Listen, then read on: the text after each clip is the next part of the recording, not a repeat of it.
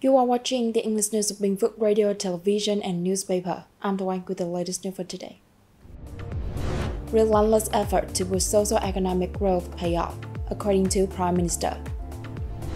Bình Phước and Đắk Nông seek to accelerate implementation of Gia Nghĩa Chân Thành Expressway. Regiment 736 hold oath-taking ceremony for new recruits. Khánh Hòa ready for the Sea Tourism Festival season. Our news today start with highlight local news as usual. Vice Chairman of the Bình Phước Provincial People's Committee Lê Trường Sơn recently held an online meeting with authorities from Đắk Nông Province and investors to update report on the implementation of the North-South Expressway sub-projects connecting Gia Nghĩa, Đắk Nông, and Chân Thành, Bình Phước. According to the report, the Gia Nghĩa Chân Thành Expressway spans over 128 kilometers. In the initial phase, the project is designed with 4 lanes, with an expected speed of 100 to 120 kilometers per hour. The expressway is divided into 5 sub-projects. Bình Phước is responsible for building roads and overpasses and implementing site clearance. Meanwhile, Đắk Nông is in charge of highway construction under the public-private partnership, with construction set to begin in 2025, substantially completed by 2026 and operational in 2027. So far, in addition to focusing on landmark placement, inventory, measurements, and accelerating land clearance, authorities in the 2 provinces are also working to resolve difficulties related to mineral mines, fill materials, construction materials, and waste disposal sites. At the working session, the 2 sides discussed solutions to removing the bottlenecks and speeding up the project's progress.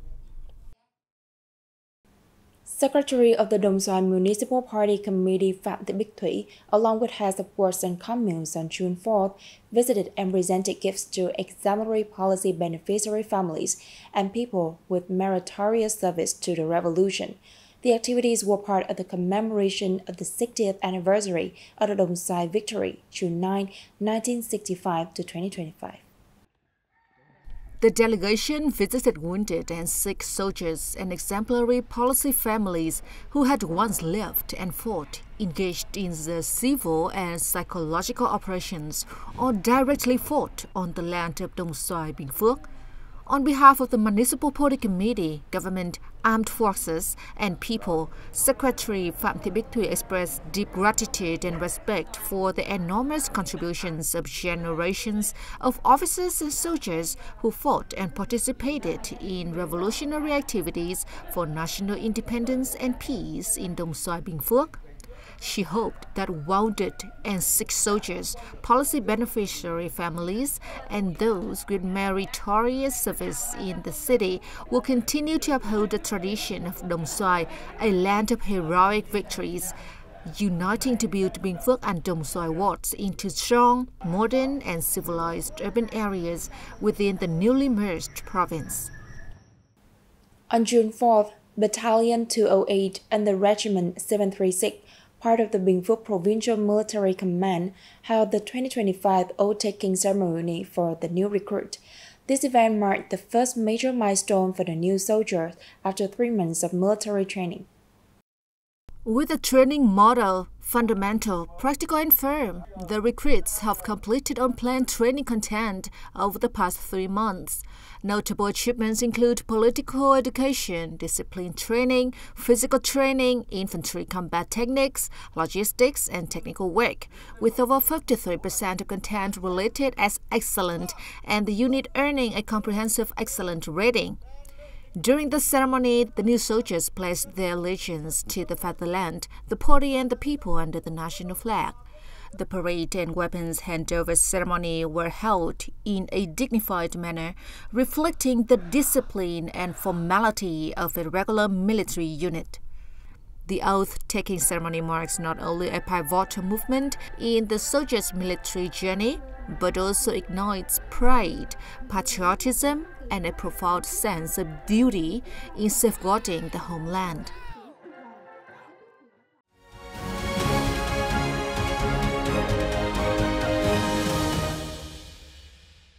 Now let's continue our bulletin with the domestic news.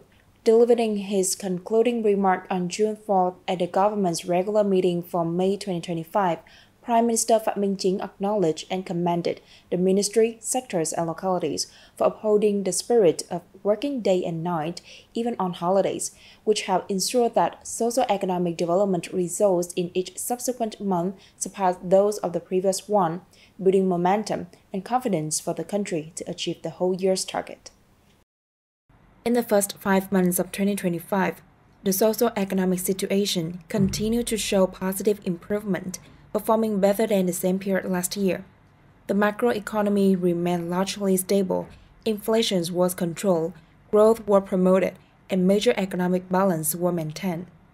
Concluding the meeting, Prime Minister Phạm Minh Chính stated that in the coming time, there will be more difficulties and challenges. Therefore, it is necessary to closely monitor and grasp the development of the situation and respond in a timely, flexible, and effective manner to ensure the achievement of the set goals. The Prime Minister outlined 11 focal tasks and measures for the upcoming time, including carefully preparing for the National Assembly's 9th session, effectively implementing the government action plan to carry out the Politburo's 4 key resolutions as the 4 pillars to help the country take off, responding to other country tax policy changes, among others. He also assigned specific tasks to ministry, sectors, and agencies, asking for their even greater determination and efforts to fulfill all socio-economic targets set for 2025. On the afternoon of June 4th, at the Presidential Palace, Vice President Võ Thị Ánh Xuân met with a delegation of 100 outstanding voluntary blood donors from across the country on the occasion of the World Blood Donor Day, June 14. During the meeting, the Vice President emphasized that the voluntary blood donation movement nationwide has continued to grow, gradually meeting the people's needs in the new phase. She expressed her hope that the outstanding blood donors will continue to spread the spirit of this meaningful and humanitarian act within the community, encouraging more people to participate in helping to build a sustainable social movement. Member of the Party Central Committee, President of the Vietnam General Confederation of Labor, Nguyễn Đình Khang, received and worked with the high-level delegation of the Hungarian Socialist Party, led by its chairman Imre Komjati, on June 4 at headquarters of VGCL. At the reception, Nguyễn Đình Khang exchanged views on the situation of workers living and working in Hungary, as well as issues related to cooperation and the protection of workers' rights in both countries. The president of VGCL affirmed that currently many multinational corporations and companies, including those from Hungary, are investing in Vietnam and are facilitated through publicly announced policies in compliance with Vietnamese law. For his part, Imre Komjati expressed his particular interest in exchanging views on the management, security, and safety of Vietnamese workers in Hungary and Hungarian workers in Vietnam. He also agreed to strengthen connections and introduce Hungarian trade union organizations to the Vietnam General Confederation of Labor to share experiences in addressing labor challenges. With only a few days to go, the coastal city of Nha Trang in Khánh Hòa province will host its highlight event, the 2025 Sea Cultural and Tourism Festival, the biggest event of the summer season. As of now, preparations for the festival have been basically completed. All the programs in the Sea Cultural and Tourism Festival are aimed at showcasing the beauty of the sea and islands to visitors. Cultural spaces associated with the sea and islands are among the most attractive highlights in the journey of discovering Nha Trang tourism.